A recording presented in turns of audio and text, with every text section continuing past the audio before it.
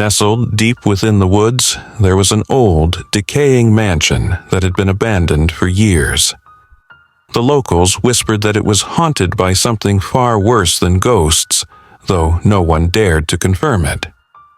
One stormy night, a traveler passing through the town sought refuge in the mansion. The wind howled, rain poured, and thunder roared as he pushed open the creaky front door. Inside, the mansion seemed eerily untouched. Dust covered everything, but it felt as if someone had been living there recently. A fire was lit in the fireplace, its warmth inviting in contrast to the cold outside. He figured it must have been an old remnant of a fire long forgotten.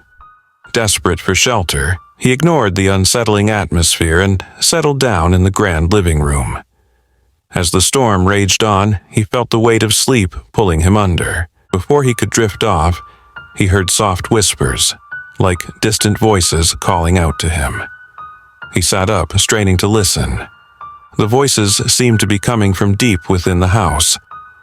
Curiosity got the better of him, and he followed the whispers down the dark, winding hallways of the mansion. The further he walked, the louder the whispers became, until they turned into frantic, panicked cries. The air grew colder, and he felt a presence around him, watching his every step.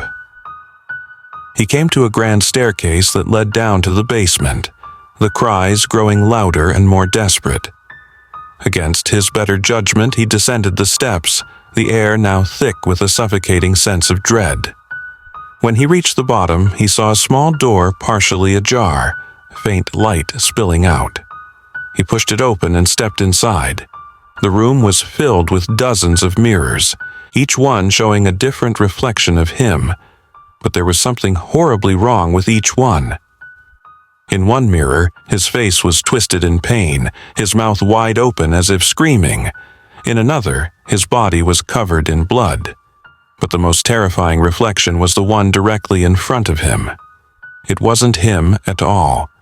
A pale, gaunt figure stood in the mirror's place. Its hollow eyes stared back at him, and it smiled, revealing rows of sharp, jagged teeth.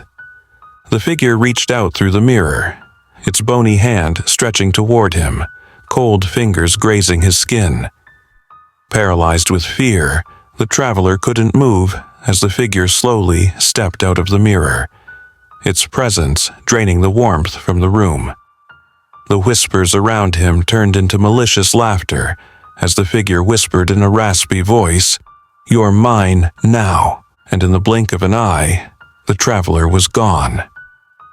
The mansion stood silent once again, waiting for the next unfortunate soul to wander in.